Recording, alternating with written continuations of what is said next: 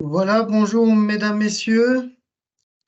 On vient de passer les 13 heures. On va bientôt passer peut-être la barre des 60 participants. Et du coup, c'est un grand plaisir que de vous accueillir aujourd'hui pour cette lunch session autour de Minergie Eco. La proposition qu'on vous fait, c'est de vous expliquer aujourd'hui en un coup d'œil toutes les nouveautés qui ont été prévues dans la révision du standard Minergie Eco. C'est la même présentation qu'on a fait au lancement de tous les nouveaux standards de la famille des labels suisses du bâtiment le 13 septembre dernier à Berne et on vous propose de vous la refaire aujourd'hui pour ceux qui auraient raté l'événement. On est à 65 participants actuellement, ce qui nous réjouit évidemment beaucoup. Quelques informations juste encore sur le format. Tous vos micros et vos caméras sont coupés.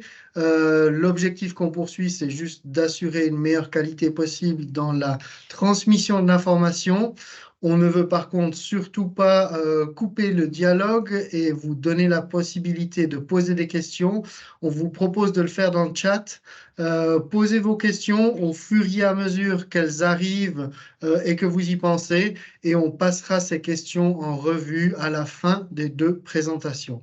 Donc n'hésitez pas à poser toutes les questions qui vous préoccupent directement par écrit dans le chat. Cette session encore est enregistrée. Elle sera mise à disposition après la séance sur notre nouvelle plateforme en ligne, Minergie Savoir-Faire, sous la forme d'une vidéo YouTube qu'on retrouvera, ainsi que la présentation qui vous est proposée aujourd'hui.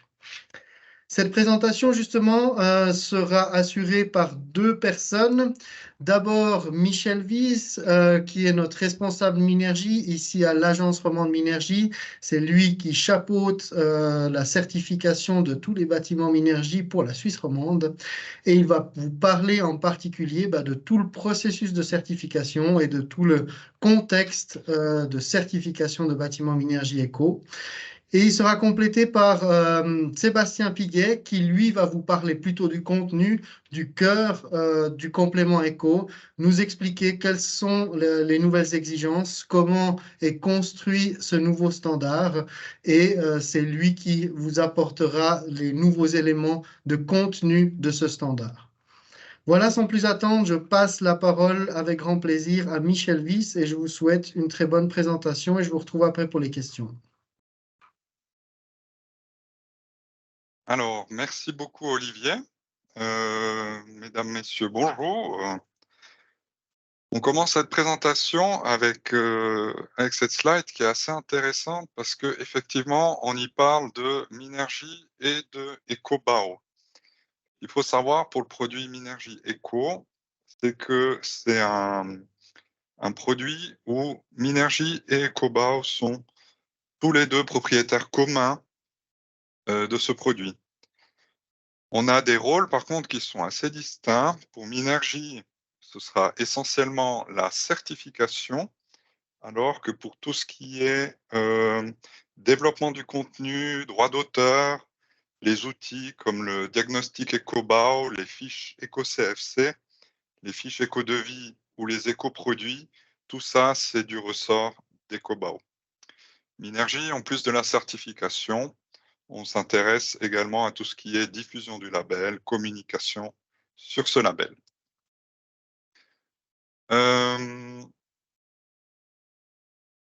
Au programme aujourd'hui, donc on va regarder les objectifs de la révision, quelques informations générales, je vais vous parler un peu des catégories d'ouvrages, de la certification, des émoluments, de la hiérarchie et des numérotations, du type de prescription, la méthodologie d'évaluation.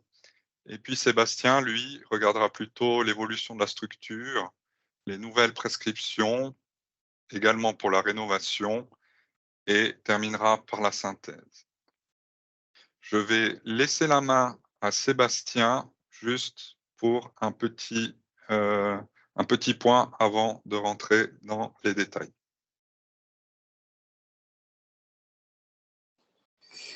Oui, merci Michel, et bonjour à tous. Après 2 ans de travail de révision, c'est une excellente occasion pour nous de vous présenter en fait ce qu'on a essayé de faire. Et peut-être juste en introduction, ce dont je voulais vous parler, c'était finalement quels étaient les objectifs de la révision. Et s'agissant d'une révision, la plus grosse révision après celle de 2011, où on avait introduit le calcul d'énergie grise, on était assez ambitieux au niveau des COBAO. On voulait finalement élaguer le catalogue de prescriptions, le rendre plus simple. Aussi, en parallèle, étendre le contenu à des thèmes actuels. Donc, il y avait un peu un travail de choix de priorité à faire. On a aussi beaucoup réfléchi au système d'évaluation, comment est-ce qu'on pouvait le rendre plus facile à comprendre. Au niveau de la structure, on avait bien entendu aussi des attentes, des exigences en termes d'harmonisation avec les autres labels. Et puis, on voulait également finalement avoir une meilleure intégration entre les instruments EcoBar dont a parlé Michel, par exemple les éco-CFC, éco-devis, éco-produits et le label éco. Ce qui n'a pas changé en fait dans les objectifs dès le départ, c'était la volonté de maintenir l'accent du complément éco sur la santé et l'écologie de la construction. Et ce qu'on voulait aussi maintenir, c'était un niveau d'exigence stable, donc qu'on considère comme assez élevé. Donc si on essaye de résumer tout ça, on peut dire que alors, il faut juste que j'ai un petit souci technique. Est-ce qu'on peut t'aider, Sébastien? Oui, j'ai en fait une petite animation, mais je n'arrive pas à la faire venir. Du coup, est-ce que toi, Olivier, tu peux faire activer les animations qui sont dans la présentation? Je reprends le contrôle sur le PowerPoint. Voilà. Merci. Donc, en fait, on peut dire en résumé que ce qu'on voulait, c'était de conserver ce qui avait fait ses preuves dans le label. Et le deuxième objectif, c'était de corriger les défauts observés puis de combler les lacunes du label actuel. Voilà, je laisse la parole de nouveau à Michel pour la suite. Merci beaucoup. Quelques informations générales sur Minergie Eco. Donc, Minergie Eco, ça reste un complément. Ça, c'est quelque chose d'important parce que Minergie, la partie Minergie d'un projet Minergie Eco va toujours s'intéresser à ce qui est le confort, l'efficacité et la protection du climat, alors que pour la partie éco, on va plutôt s'intéresser à la santé et à l'écologie de la construction.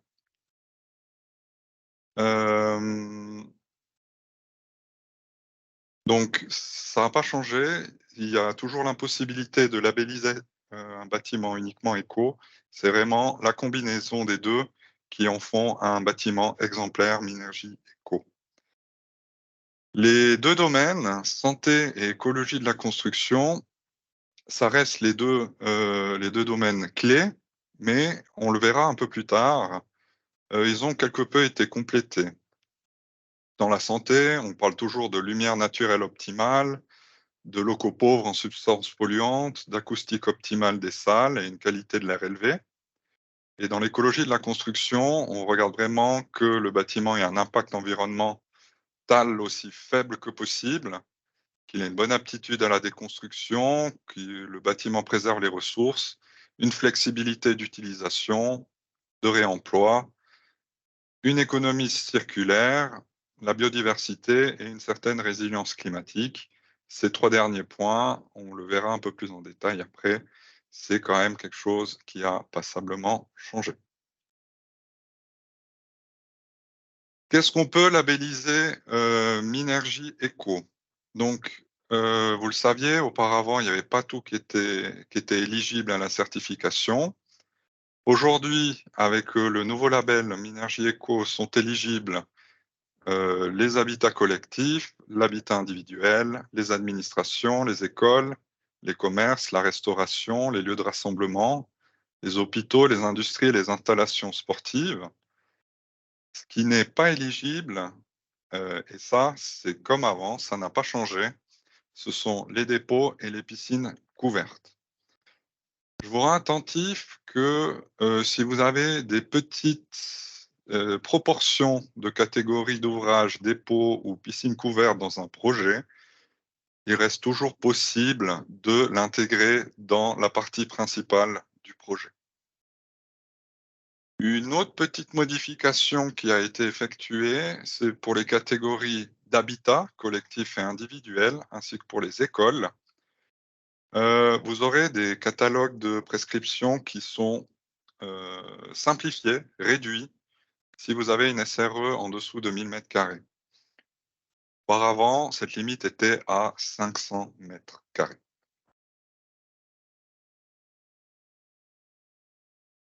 Point de vue processus de labellisation, la certification, elle se déroule de la même manière qu'auparavant. Donc, il faut déposer une demande de certificat provisoire. Ensuite, il y a une phase de contrôle, 2 contrôles inclus dans les émoluments. Puis, vous obtiendrez le certificat provisoire. Ensuite, vous allez faire la demande pour certifier définitivement votre bâtiment. De nouveau, il y aura 2 contrôles. Il y aura des contrôles sur site à hauteur d'environ 30% de toutes les labellisations. Et une fois que tout ça est en ordre, on pourra remettre un certificat définitif. Cette certification, elle se fera via la plateforme des labels, parce que la nouvelle plateforme des labels, pour ce qui est du éco et des critères éco, elle n'est pas encore finalisée. La nouvelle plateforme, elle sera opérationnelle en novembre 2023. Et l'ancienne plateforme Minergie en ligne, la MOP, elle reste en service pour finaliser les projets en cours et ceux déposés jusqu'en septembre 2024 selon l'ancien label. Ça veut dire que ce nouveau label qui sort aujourd'hui, c'est vraiment, il entre avec une transition d'1 an. Donc vous avez 1 an pour choisir encore si vous voulez faire selon l'ancien catalogue de critères ou si vous voulez faire selon le nouveau catalogue de prescription. À partir de septembre 2024, là, tout sera sur la nouvelle plateforme des labels et uniquement le nouveau label sorti ce mois sera éligible. Les émoluments, donc il y a eu quelques modifications. La première, ceux qui connaissaient les anciens émoluments, c'est que la zone de 250 à 500 mètres carrés a disparu. Elle a plutôt été intégrée entre plus grand que 250 et moins de 1000 mètres carrés. Ensuite, parmi les catégories d'ouvrages, les installations sportives qui étaient comprises avec l'habitat collectif, l'habitat individuel et les écoles est passé dans la catégorie des administrations, commerce et restauration.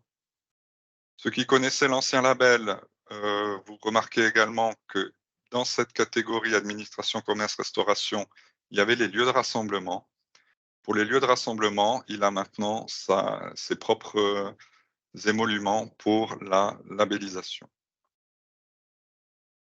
Ce qui ne change pas, donc c'est essentiellement pour les petites SRE de moins de 250 mètres carrés et pour ce qui était les SRE moyennes de l'habitat collectif, de l'habitat individuel et des écoles. Là où il y a eu un petit changement, c'est vu que les bâtiments avec des dimensions de 250 à 500 mètres carrés, maintenant, elles sont intégrées dans les moins de 1000 mètres carrés. Il y a une nouvelle hiérarchie, une nouvelle numérotation qui a été mise en place, un peu en coordination avec le SNBS. Vous allez entendre des nouveaux mots, j'ai essayé de les mettre en œuvre jusqu'à présent. On parle toujours de domaines, par exemple écologie. Dans ces domaines, vous trouverez différents thèmes, par exemple biodiversité et cycle de l'eau. Dans ces thèmes, vous aurez des critères, un critère sur la biodiversité par exemple, et vous aurez des prescriptions, par exemple aménagement extérieur. La numérotation de tout ça a également changé. Si on prend par exemple le critère 230.03, le premier 2 correspondra au domaine. Ensuite, les 2 numéros suivants correspondront au thème et le point 03 correspondra, lui, à la prescription. Si vous voyez dans la nouvelle numérotation des points 50, ce seront des critères qui seront propres à la rénovation. Donc, on a vu cette nouvelle hiérarchie. On a vu tout en bas, il y a des prescriptions. Et maintenant, dans ces prescriptions, j'aimerais vous présenter les 4 types que vous risquez de rencontrer dorénavant. Il y a les prescriptions qui sont normales. Il y a les prescriptions d'exclusion. Il y a les prescriptions à degrés. Ça, c'est nouveau. C'est arrivé avec cette nouvelle mouture de Minergie Eco. Et vous aurez finalement les prescriptions calculées. Les justificatifs sont simplifiés pour ces prescriptions, tant pour le requérant qui va devoir justifier l'atteinte ou non de ces prescriptions, que pour la partie contrôle dans l'autre sens. Il y a eu un effort qui a été fait pour essayer d'intégrer mieux les éco-produits dans ces prescriptions. Parmi ces différents types de prescriptions, ce qu'il faut être attentif également, c'est que ces prescriptions, elles peuvent se combiner. Il peut y avoir une prescription calculée, par exemple, qui soit aussi une prescription d'exclusion. Typiquement, vous devez faire un calcul d'énergie grise, et si le calcul d'énergie grise n'est pas atteint, c'est tout le label Minergie Eco qui part, parce que c'est également une prescription d'exclusion. Donc, si on revient sur ces 4 types, les uns après les autres, donc ça reste quand même, ceux qui ont connu l'ancien, ils vont pas être trop perdus, ça reste assez binaire, dans le sens où soit vous respectez le critère, soit vous le respectez pas. Donc, pour une prescription d'exclusion, ben, déjà par le nom, ça veut dire qu'il faut respecter à 100% le critère. Ça ne vous donnera aucun point si vous répondez oui, mais par contre, vous serez obligé de répondre oui à ce critère. Pour ce qui est des critères d'exclusion, il n'y a pas de règle 80-20 qui dit que si la prescription est acquise sur 80% de l'objet examiné, c'est suffisant pour répondre oui.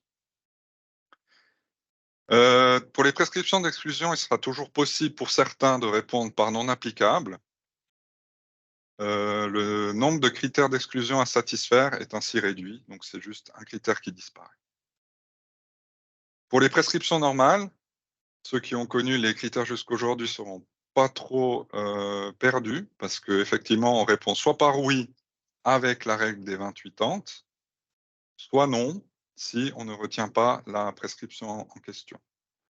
Si on répond oui, donc avec la règle des 28 entes qui s'applique, ça va rapporter un certain nombre de points pour l'atteinte de ce critère.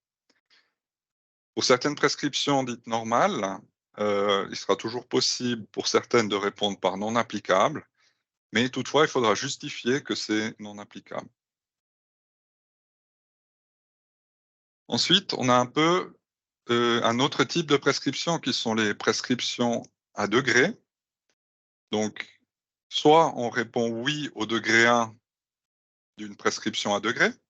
Donc, on va dire c'est un peu comme une prescription normale, sauf qu'on va peut-être faire que le premier degré et on aura un nombre de points pour ce premier degré. Ou alors, on va aller plus loin dans le critère, il y a un deuxième degré dans le critère, et on peut espérer avoir tous les points liés au critère, plus on va loin dans les degrés. Bien sûr, ça reste un choix. Il ne faut pas absolument répondre oui à tous les prescriptions à degrés. S'il y en a certaines que vous ne souhaitez pas garder dans votre projet Minergie Eco, vous pouvez tout simplement répondre non, et là, vous ne recevrez aucun point. Pareil, il est possible parfois de répondre par non applicable. Toutefois, il faudra le justifier. Pour les prescriptions normales, pour les prescriptions à degrés, si vous répondez NA, la totalité des points possibles sera réduite des points que vous n'avez pas pris parce qu'ils ont été répondus N. Dernièrement, il y a les prescriptions calculées. Et le nombre de points, il se fait en fonction du calcul. Donc, peut-être vous l'avez déjà connu pour la lumière du jour ou l'énergie grise. Vous avez des valeurs limites et en fonction de où vous vous retrouvez, en fonction des valeurs limites, vous allez recevoir un certain nombre de points. Petite particularité, il est également possible d'avoir des points négatifs, une sorte de malus, mais seulement pour un seul critère. Le critère d'énergie grise, si vous détruisez un bâtiment qui n'a pas encore terminé sa première vie, c'est-à-dire s'il n'a pas encore atteint ses 60 ans. Peuvent rapporter des points supplémentaires si meilleurs. Donc, si vraiment vous faites quelque chose d'exceptionnellement bon dans une prescription calculée, vous pourrez également avoir des points bonus. La méthodologie d'évaluation, donc pour chaque domaine, il faut atteindre au minimum 50% des points qui sont possibles. Donc pour chaque domaine, c'est l'écologie de la construction et la santé. Les points possibles, c'est vraiment parmi tous les critères qui sont répondus par oui ou par non, on va sommer les points que vous pourriez atteindre et on va regarder combien vous avez effectivement atteint. Donc si on reprend ce qu'on a vu auparavant, pour les prescriptions d'exclusion, il y a 0 point qui est accordé, mais vous êtes obligé de répondre oui. Pour les prescriptions normales, le nombre de points de la prescription est accordé si vous avez répondu oui. Pour les prescriptions à degrés, vous allez recevoir des points en fonction du degré que vous avez respecté. Et pour la prescription calculée, la plateforme des labels, elle calcule un nombre de points accordés sur la base des valeurs limites et de la valeur du projet. Les points du domaine, ce sont tous les points accordés au domaine.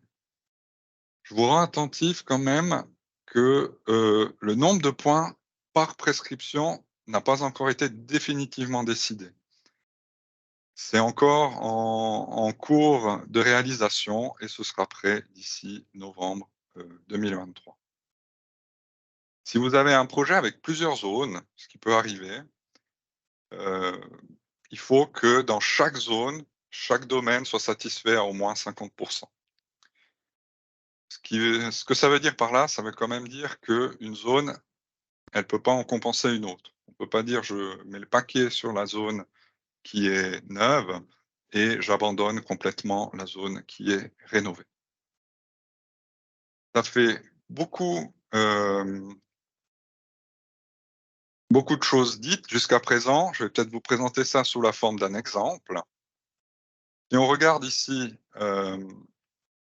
un type de prescription, si vous avez des prescriptions d'exclusion, ben, ils vous rapporteront 0 point, même si vous répondez oui. Vous pouvez avoir des prescriptions normales qui vous rapportent 1 point, une autre prescription normale qui vous rapporte 2 points.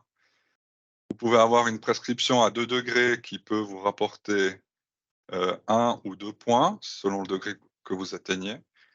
Vous pouvez avoir une prescription à degrés qui vous rapporte 2 ou 4 points. Donc au maximum, il y a 4 points. Et par exemple, pour une prescription calculée, vous pourriez avoir un maximum de 2 points. Ça veut dire que dans le domaine, vous aurez un maximum de 11 points.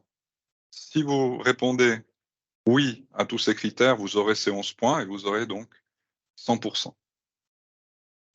Si on prend un premier cas ici, on répond oui aux critères d'exclusion, on répond oui à un critère normal, on répond non à un deuxième critère normal. On répond oui au degré maximum, donc on récupère le maximum de points de la prescription à degré. on laisse de côté une autre, et on a encore une prescription calculée, où on est très bon, on est meilleur que les valeurs limites, où on touche la totalité des points. Dans ce cas-là, vous aurez 5 points, et ces 5 points, parmi le total, par rapport à la totalité des 11, ça représente 45%. Dans ce cas-là, le domaine n'est pas validé parce que vous n'avez pas atteint le minimum de 50%. Si on prend un autre cas, exemple, où on répond non aux critères d'exclusion et oui aux critères normaux, on laisse juste une prescription à 2 degrés de côté et on est encore bon dans la prescription calculée, vous pourrez atteindre un maximum de 7 points. Ces 7 points sur 11 représentent 64%. Par contre, le domaine n'est pas validé parce que la prescription d'exclusion, elle, n'a pas été remplie. Donc, dernièrement, on répond par exemple NA parce qu'une prescription normale n'est pas judicieuse dans le projet, on peut le justifier. Dans ce cas-là, le nombre de points maximum est réduit à 9. Et dans ce cas-là, si on répond à différentes prescriptions qui peuvent vous amener 5 points, ben dans ce cas-là, vous aurez 56% des points sur les 9 totaux maximum, et vous aurez répondu aux critères d'exclusion qui ne vous rapportent aucun point, et dans ce cas-là, vous pourrez valider le domaine. Je laisse maintenant la parole à Sébastien Piguet qui va vous montrer peut-être plus en détail qu'est-ce qui a changé au sein des critères.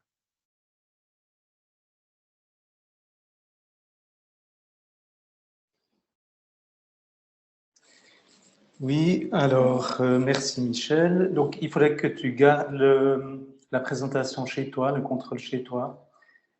Comme ça, quand il y a les animations, tu peux les passer pour moi, s'il te plaît. D'accord. Donc là, ce que vous voyez, c'est la structure en fait du label actuel. Pour ceux qui pratiquent le label ECO actuel, vous avez l'habitude avec les 2 domaines, dans chaque domaine 3 critères et puis un groupe critères d'exclusion qui est à cheval en fait sur les 2 domaines. Michel, ce que je te propose, si tu peux passer toutes les modifications de cette slide, comme ça ce sera plus simple, on verra comment évolue la structure dans la nouvelle version. Donc ce que vous voyez en fait, c'est que il y a certains critères ou thèmes, maintenant on les appelle des thèmes, qui ont disparu. Ils n'ont pas totalement disparu en fait. Si on prend le domaine climat intérieur, il a en fait été splitté en 2 thèmes qui sont installation de ventilation et rayonnement et prévention des polluants. Vous avez le thème matériaux et processus de construction dans le domaine écologie de la construction qui, lui, a en fait, ses prescriptions ont été réparties d'une part dans prévention des polluants, et d'autre part dans protection du climat et ressources et dans concept du bâtiment et économie circulaire. Ensuite, vous voyez que les critères d'exclusion en tant que groupe explicite ont disparu. C'est simplement que les prescriptions d'exclusion ont été maintenant réparties dans les différents thèmes.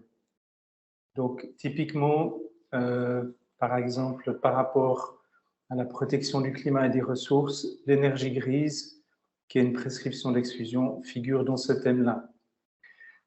D'autre part, dans prévention des polluants, vous aurez des prescriptions d'exclusion concernant les solvants, le formaldéhyde par exemple. Et puis, ce que vous voyez également sur cette slide, en bleu, ce sont finalement les nouveaux thèmes. Vous avez donc activité physique, protection du climat, économie circulaire, résilience climatique et innovation. Et je vais vous présenter un peu plus en détail à la suite ces différents thèmes. Donc, si on regarde encore la structure au niveau quantitatif, on voit dans ce tableau résumé un peu les évolutions au niveau des éléments de structure. Ce qu'on voit, c'est que les domaines restent le même nombre, le nombre de thèmes, critères reste relativement stable. Par contre, on voit que les prescriptions diminuent d'environ 30%. Et puis le nombre de catalogues différents est aussi diminué grâce à l'évolution du nouveau système.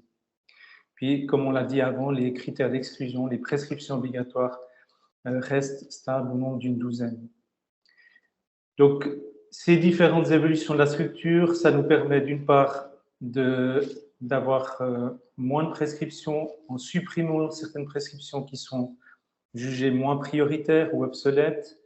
Pour vous donner un exemple, on a supprimé la prescription qui visait à encadrer comment les personnes qui fument peuvent s'installer à l'extérieur du bâtiment, où est-ce qu'elles ont le droit de fumer.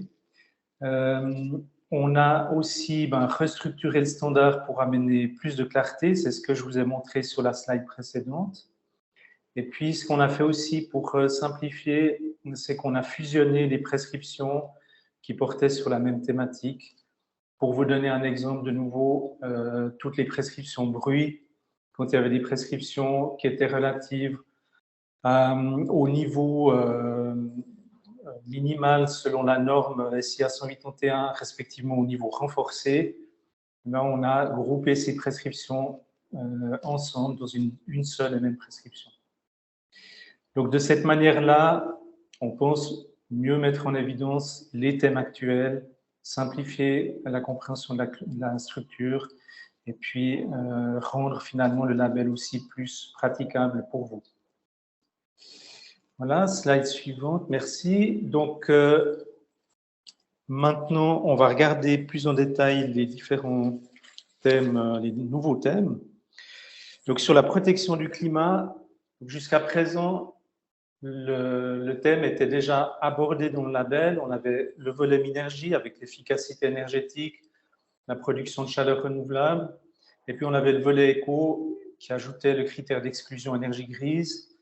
Et puis, des prescriptions normales par rapport aux émissions grises de CO2, par rapport au type de ciment, résistance de la façade, etc.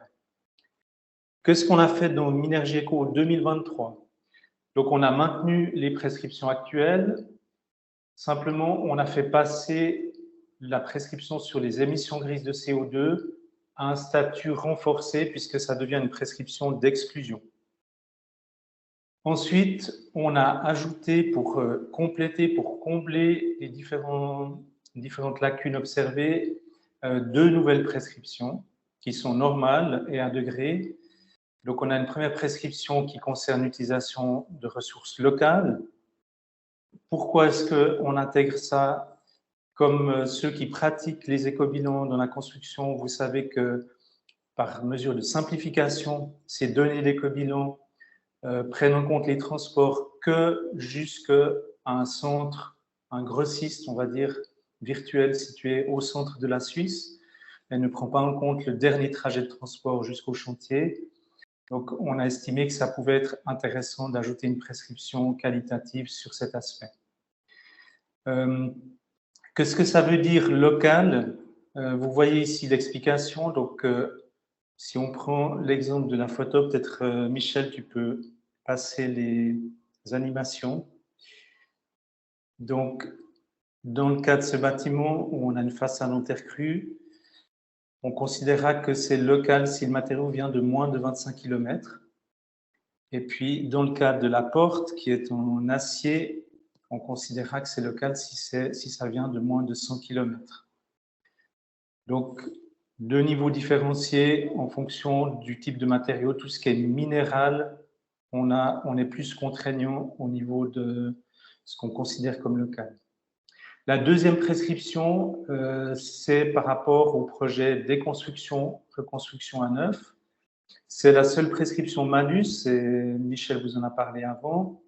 Donc, elle sera mise en œuvre, elle est progressive en fonction de l'âge du bâtiment et du rapport entre les surfaces de plancher.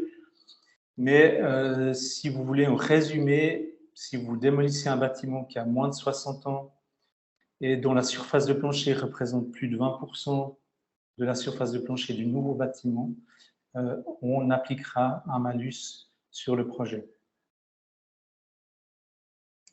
Ensuite, toujours sur la protection du climat, une précision à vous donner. Donc, on a profité de cette révision pour faire une analyse approfondie par rapport aux évolutions normatives, par rapport aux enjeux actuels. On a fait plusieurs constats qui sont listés ici. Donc, déjà, ce qu'on a observé, c'est que les dernières versions des données de base qui servent au calcul d'éco-bilan constituent en fait, entraînent, on va dire mécaniquement, pour un même projet, une augmentation des émissions grises de CO2 et une réduction de l'énergie grise.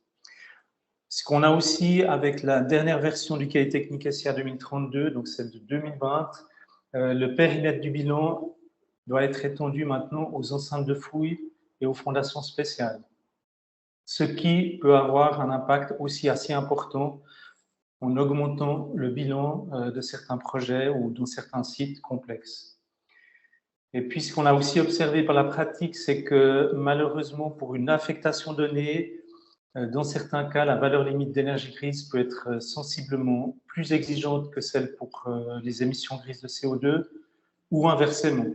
Donc, il y a un manque de cohérence au niveau de ces deux limites et ça nous semblait pas acceptable si on met ces deux critères au niveau de critères d'exclusion. Donc, dans la version 2023, en tenant compte de ces différents constats, on a décidé de ne pas faire de changement radical des valeurs limites, mais de procéder à quelques ajustements et de veiller notamment à cette cohérence entre les indicateurs énergie grise, CO2. Et puis, globalement, notre appréciation, c'est qu'on devrait aboutir à un léger renforcement des exigences. Voilà. Ensuite, économie circulaire. Donc, jusqu'à présent, on avait une des forces, on va dire, du label éco, c'était qu'on avait beaucoup de prescriptions qui étaient relatives à ce thème. Donc, flexibilité d'utilisation, aptitude à la déconstruction, béton recyclé, etc. Ce qui était moins favorable ou moins convaincant pour nous, c'était qu'ils étaient répartis dans plusieurs critères et que finalement, on avait une visibilité assez faible de ce thème. Donc, qu'est-ce qu'on a fait pour la version 2023? On a commencé par regrouper toutes les prescriptions sous le même thème, qui est donc le thème concept du bâtiment et économie circulaire. Et puis, pour renforcer cette thématique, on a ajouté une prescription normale à degrés, qu'on a appelée circularité, et qui, en fait, se décline en deux cas de figure, puisque vous pouvez très bien avoir un projet avec une déconstruction relativement importante ou pas. Donc, si vous avez une déconstruction importante, ce qu'on va vous demander, c'est, pour remplir ce critère, c'est d'abord de faire un diagnostic de réemploi sur le bâtiment à déconstruire.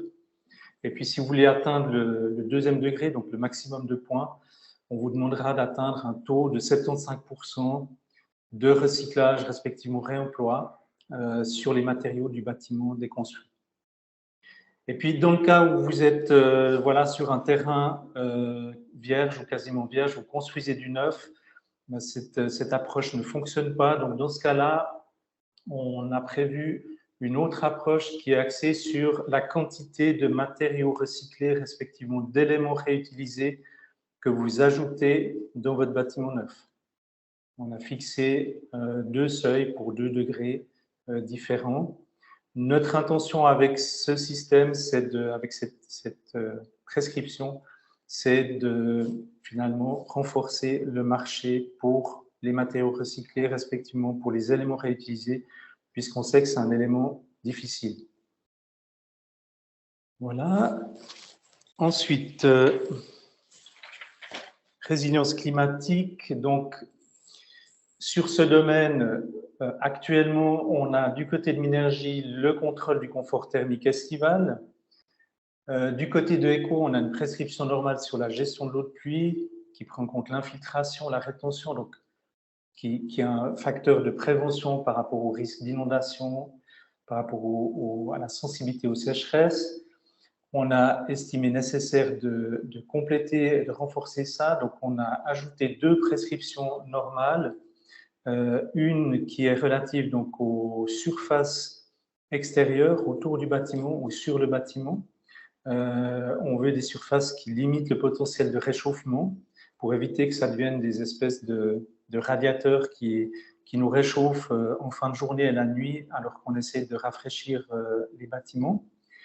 Avec des valeurs limites qui sont différenciées selon le type de surface pour des raisons pratiques. Et puis, on a une deuxième prescription, végétalisation de toiture et façade, qui est une prescription à degrés, où là, on a en fait une attente assez poussée sur la végétalisation de toiture, avec, on veut une épaisseur de substrat qui soit plus généreuse que ce que demande la norme, pour favoriser une végétation aussi plus généreuse. Et puis, au niveau de la façade, on veut favoriser une végétalisation aussi qui reste assez pragmatique, donc qui soit faite depuis le sol et sans irrigation. Donc, pour un peu résumer, pour ceux qui connaissent, on veut éviter des projets du type bosco vertical. On veut éviter de favoriser ce type de projet avec ce critère. En parallèle, on maintient les prescriptions sur la gestion de l'eau de pluie qui sont dans le thème biodiversité et cycle de l'eau. Et puis, du côté de Minergie, pour information, vous le savez peut-être déjà, les exigences confort thermique estival vont aussi être augmentées, renforcées, avec l'utilisation de données météo suisses sur les conditions climatiques futures. Si tu peux passer à la slide suivante, merci. Donc, le thème activité physique, en fait, pour traduire dans un langage plus compréhensible peut-être, c'est on veut ici lutter contre la sédentarité. Donc, jusqu'à présent, ce thème n'est pas traité dans Minergie Éco. Pourtant, on sait qu'aujourd'hui, c'est un enjeu de santé publique important. Et d'autre part, un autre volet important pour nous dans la décision, il y a un potentiel d'action dans le bâtiment. Donc, qu'est-ce qu'on vous propose avec la version 2023 ? On ajoute en fait 2 prescriptions normales à degrés par rapport à l'activité physique. Donc, pour les espaces intérieurs, on veut favoriser les projets qui motivent à bouger au quotidien au niveau de la conception des locaux. Donc, on a prévu une dizaine de mesures clés et pour obtenir des points, le degré 1, il faut réaliser au moins la moitié de ces 10 mesures clés. Elles tournent beaucoup, bien sûr, au niveau des espaces de circulation du bâtiment. Comme on voit ici, effectivement, on peut typiquement inciter les gens à utiliser les escaliers en rendant ces escaliers confortables, agréables à circuler. Pour les espaces extérieurs, deuxième prescription, le même principe, c'est relatif effectivement à la mobilité douce autour du bâtiment et ça permet aussi d'obtenir des points selon 2 degrés.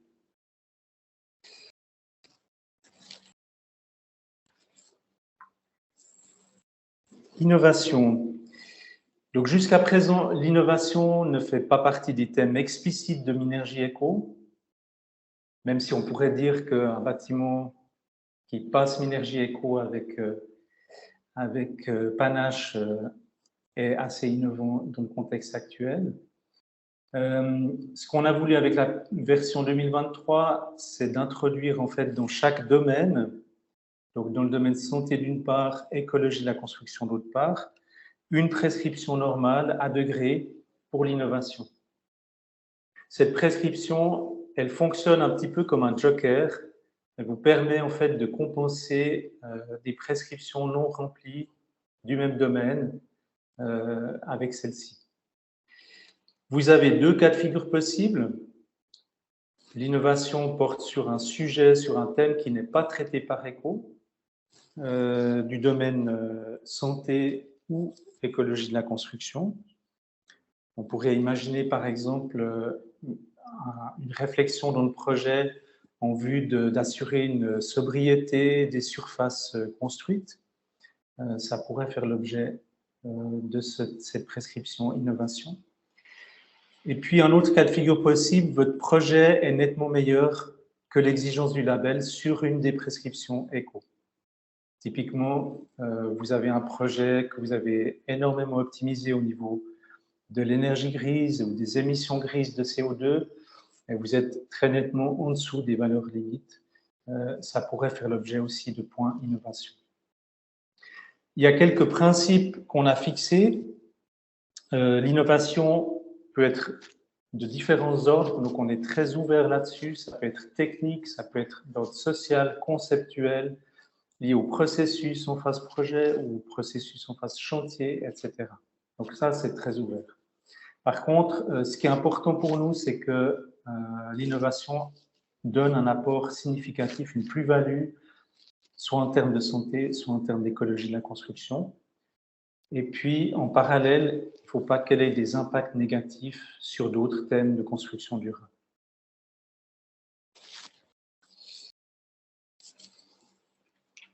Voilà pour les thèmes. Il y avait encore un sujet chez nous qui était important, c'était les rénovations. Parce que finalement, intrinsèquement, c'est un excellent choix en matière d'économie de ressources et de protection du climat. Mais on sait tous ceux qui sont impliqués dans les projets de construction, on sait que c'est plus compliqué, parfois beaucoup plus compliqué, de faire un projet de rénovation. Donc, jusqu'à présent, il y avait déjà des assouplissements ou des simplifications sur la lumière naturelle, sur l'énergie grise, sur la protection bruit, aussi par rapport à la flexibilité d'affectation, l'accessibilité des techniques, etc. Ce qu'on a cherché avec la version 2023, c'est de renforcer là où c'était possible ces simplifications ou ces assouplissements. Donc, on a étendu les procédures simplifiées. On les a maintenus, mais on les a aussi étendus au bilan d'émissions grises de CO2. Pour la protection contre le bruit, on a fixé que les prescriptions étaient applicables en cas de rénovation uniquement sur les éléments rénovés. Pour les exigences par rapport aux bâtiments neufs, on est moins exigeant sur un certain nombre de prescriptions, typiquement activité physique, ressources locales, gestion de l'eau de pluie. Et puis, en parallèle, on a aussi certaines prescriptions qui sont de facto non applicables, donc qui ne viennent pas péjorer ou complexifier l'atteinte du label éco pour une rénovation. On pense en particulier au malus déconstruction, reconstruction à neuf qui tombe, et puis les possibilités d'agrandir réserve qui, elles aussi, ne sont pas applicables. Voilà, je pense qu'on a fait le tour des principales nouveautés. Si on essaye de faire une petite synthèse de cette révision, peut-être sur le point de départ, en fait, dans la version actuelle, et depuis 2006, depuis que Minergie Eco existe, on a toujours visé d'avoir une construction durable avec des choix de priorité forts. Et donc, typiquement, santé, écologie de la construction, énergie, confort, économie circulaire, protection du climat, ça a toujours été les thèmes sur lesquels on a essayé de mettre l'accent dans le cadre du label. Avec la version 2023, en fait, on cherche à maintenir cette ligne avec des priorités fortes. C'est clair que ça nous oblige à renoncer à certaines thématiques, mais ça permet aussi de rendre le label plus simple, plus accessible. Et puis, on pense qu'avec cette révision, on arrive à vous présenter quelque chose qui est plus flexible, qui est plus clair aussi dans l'application, et puis qui, en même temps, arrive à être plus en phase avec les enjeux actuels du secteur de la construction et de la société. Donc, de mon point de vue, si je résume, je dirais que Minergie Eco reste un excellent instrument pour commander, planifier et construire des bâtiments durables. Qu'est-ce qui nous reste à faire ces prochains mois? Donc, de notre côté, vous avez déjà entendu tout à l'heure, on travaille sur les finitions du label jusqu'à fin novembre 2023 environ. Typiquement sur les questions de traduction, sur les questions de système d'évaluation. On doit contrôler que le type de points qu'on distribue aux différents critères est cohérent dans son ensemble. Et puis, en parallèle, en fait, on projette une réduction des valeurs limites énergie grise, CO2 gris, avec l'objectif zéro émission nette. Cette réduction progressive n'est pas encore intégrée dans la version du label qui va être publiée, mais on a prévu de plancher dessus ces prochains mois, ces prochaines années, pour introduire quelque chose qui tend vers cette limite zéro émission nette. Donc, mon conseil, c'est que même si cette ligne n'est pas encore définie aujourd'hui, je vous encourage déjà à réfléchir dans vos projets comment vous pouvez encore faire mieux que la version actuelle du label. Et puis de votre côté, ce que je vous encourage, c'est à tester, utiliser cette nouvelle version, nous transmettre vos questions, vos remarques, et puis aussi vous appuyer sur les instruments EcoBau pour développer les différents projets que vous avez pour qu'ils soient plus facilement certifiables. Et si vous voulez en savoir plus sur l'historique et les enjeux de la révision, on a publié à ce sujet une petite interview sur le site d'EcoBau. Voilà, je vous remercie de votre attention. Merci beaucoup Sébastien, merci beaucoup Michel. Sauf erreur de ma part, je ne crois pas qu'il y a eu de questions qui ont été posées.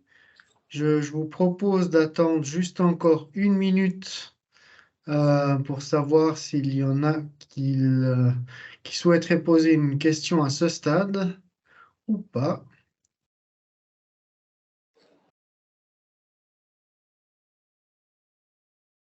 Alors, il y a des questions qui arrivent. D'abord, 2 questions sur la thématique de l'économie circulaire, la déconstruction. Quelle est la référence pour les 100 mètres cubes? Alors, la référence pour les 100 mètres cubes, c'est le volume de déchets que vous produisez au moment de votre déconstruction.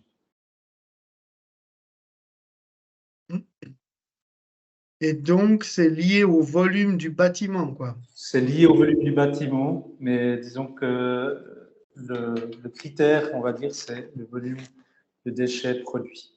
D'accord. Ensuite, il y a une question de comparaison avec l'ancienne version. Donc, dans l'ancienne version Minergie Eco, on voyait beaucoup de critères qui favorisaient l'utilisation du béton recyclé et plutôt des critères qui péjoraient l'utilisation du bois, résistance de la façade et des fenêtres, traitement avec biocide, bilan énergie grise, etc. Il semble que l'économie circulaire ait été introduite pour favoriser les bâtiments en bois. Existe-t-il d'autres critères qui pourraient être introduits pour favoriser encore plus les bâtiments en bois biogènes? Ça, j'imagine que c'est pour Sébastien aussi. Oui, alors merci pour la question. C'est une question qui nécessite peut-être plusieurs réponses pour moi. Donc, les critères, peut-être les critères sur le béton recyclé sont toujours là. Par contre, effectivement, ce qu'on a introduit avec le critère circularité qui a été présenté tout à l'heure, c'est le fait qu'on favorise aussi l'emploi de matériaux recyclés, d'autres types de matériaux que du béton recyclé. Donc, et on favorise aussi des éléments réutilisés.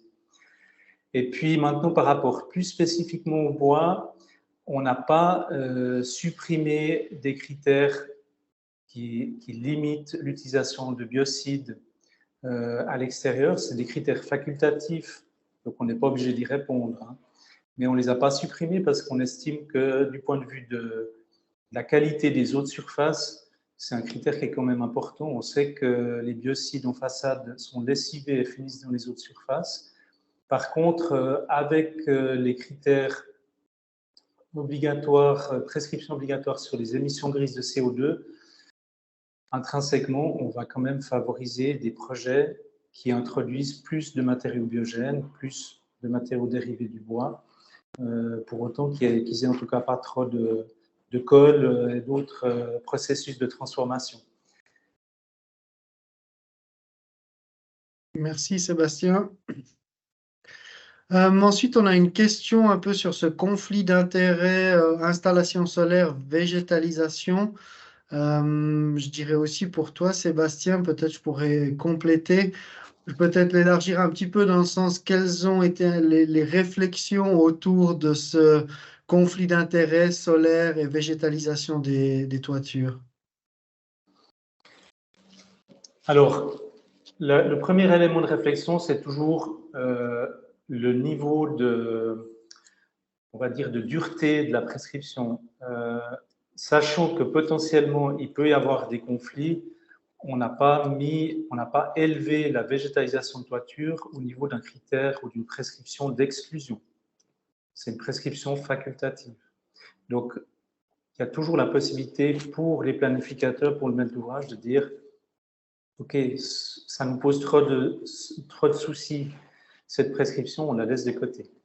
Maintenant, selon les informations qu'on a et les expériences qui ont été faites, ce n'est pas impossible de faire une végétalisation de toiture et de mettre des panneaux solaires. Donc, l'incompatibilité n'est pas, en tout cas, dans tous les cas de figure. Ok, ensuite on a une question sur la projection de réduction des valeurs limites en accord avec les objectifs de Paris. Est-ce que c'est un mécanisme similaire à la réglementation énergétique, je crois, 2020 en France? Pardon, il y a trop de questions qui arrivent d'un coup. Alors, bon, ça, on n'en est pas encore là. On a cet objectif d'introduire cette courbe de réduction des valeurs limites pour atteindre le but zéro émission nette. Quelle forme il va prendre, ça va dépendre en fait.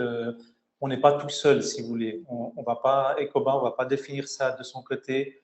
Il y a des collectivités publiques qui sont intéressées à cette thématique. Il y a des écoles qui planchent au niveau de la recherche appliquée là-dessus.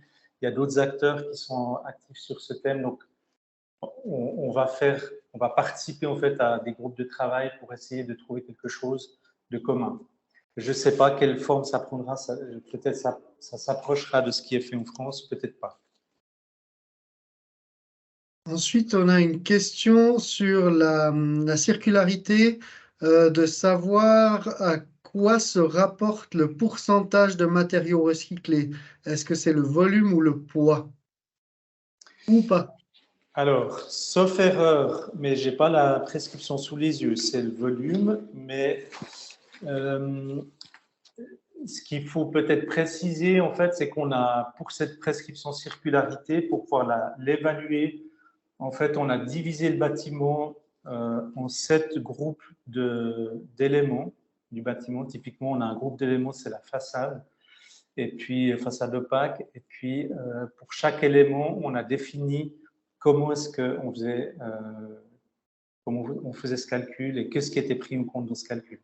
Donc, je ne l'ai pas expliqué aujourd'hui parce que ça aurait été trop long et compliqué de le faire, mais vous verrez plus en détail quand vous aurez les prescriptions détaillées, publiées. Et à ce moment-là, volontiers, s'il y a d'autres questions, on pourra y répondre. Ensuite, on change un peu de sujet, on revient sur les émissions grises, l'énergie grise. Est-ce que viser les valeurs de la nouvelle SIA 390 est un choix suffisamment ambitieux?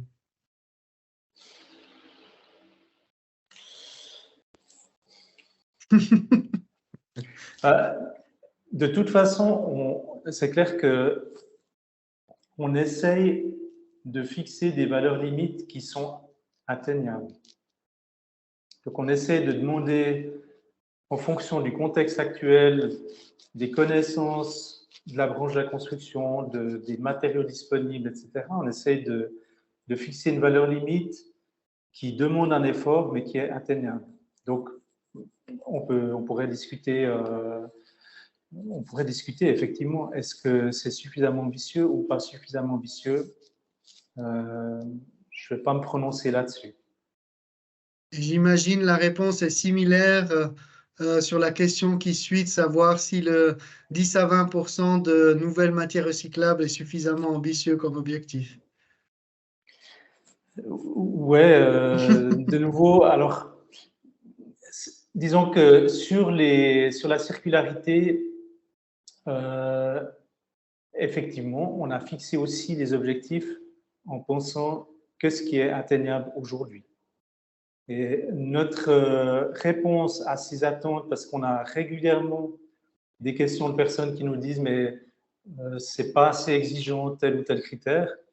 Notre réponse, cette fois-ci avec Minergie Eco 2023, c'est le critère innovation. Si vous prouvez que dans votre projet, vous avez recyclé 80% de vos matériaux ou réutilisé, ben vous aurez certainement des points innovation.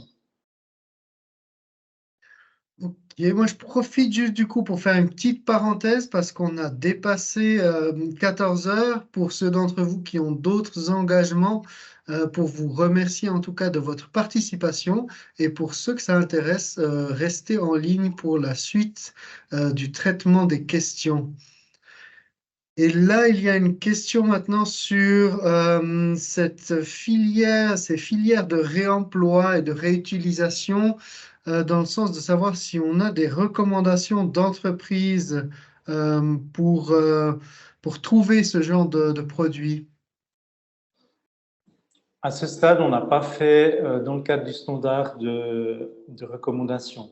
Après, voilà, je pense que peut-être c'est des choses qui vont venir sur le site d'Ecobaum, ou sinon il faut vous tourner vers des mandataires qui ont pratiqué déjà ce type d'expérience et qui connaissent un certain nombre de sites qui font du réemploi. Maintenant, il faut aussi préciser que rien n'interdit. Prenons l'exemple d'un projet où vous faites une déconstruction, vous reconstruisez à neuf, ou bien un projet où vous faites une rénovation lourde. Rien ne vous interdit de faire du réemploi sans passer par une plateforme de réemploi. Vous pouvez très bien démonter soigneusement des éléments à déconstruire, les stocker, et puis les réutiliser sur votre nouveau projet. Donc, il faut, voilà, il n'y a pas d'exigence de notre part, on ne va pas vous imposer de passer par des plateformes de réemploi en tout cas. Ensuite, on passe sur le sujet de l'albédo. D'abord, avec la question de savoir s'il y a un conflit d'intérêt entre albédo et PV de façade. Et puis après, de savoir dans quelle mesure c'est possible de maintenir l'albédo d'une toiture plate à 80% avec les différents éléments extérieurs qui peuvent intervenir.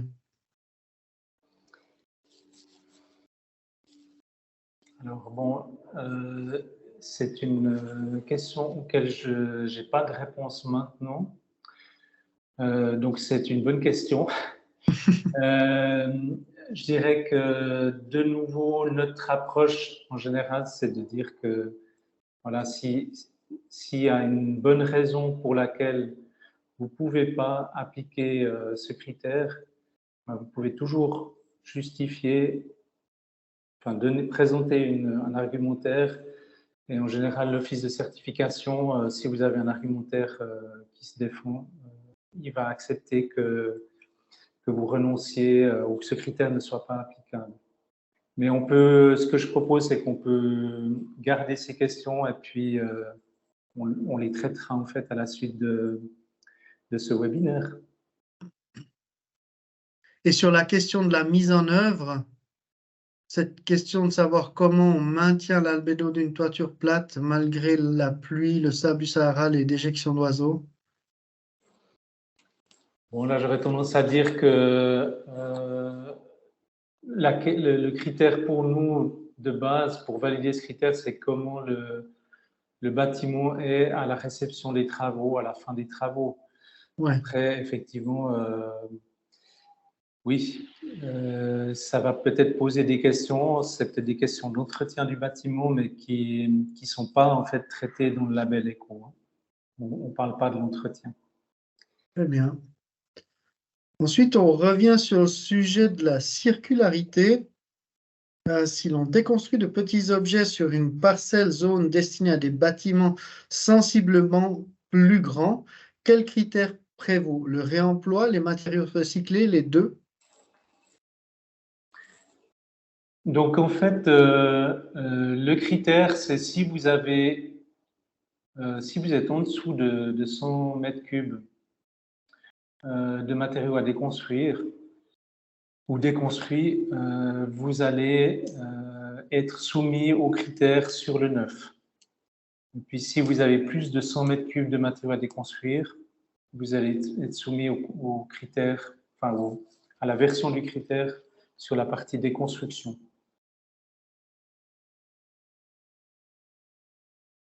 Bien, maintenant on revient sur une question plus générale par rapport au sujet du suivi des ressources en chantier qui ne seraient pas trop valorisées pour l'instant.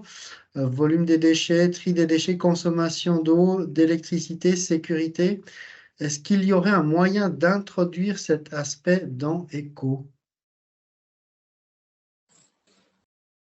Alors, je dirais qu'au niveau des déchets, c'est pris en compte dans la mesure où si vous avez un projet avec un volume de déchets supérieur à un certain seuil, vous avez cette exigence, en fait, c'est pas obligatoire, mais c'est un critère sur ces 75% de soit recyclage ou réemploi des matériaux. Donc là, il y a un certain nombre d'exigences sur cette partie-là du chantier.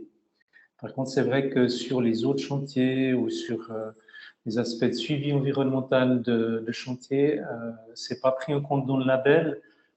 C'est lié au choix de priorité qu'on a fait, puisqu'on a dit qu'on voulait garder le label concentré sur un certain nombre de thèmes. Et notre réponse ici aussi, ça peut être le critère innovation. Si vous avez une approche extrêmement innovante en phase chantier pour limiter la consommation de ressources ou pour limiter les impacts sur l'environnement, ça pourrait faire l'objet d'un critère, d'une valorisation avec la prescription innovation. Merci Sébastien. Pour l'instant, il n'y a pas d'autres questions qui sont arrivées. Je vous propose de nouveau d'attendre 1 minute, vu qu'avant, ça a déclenché plein de questions intéressantes.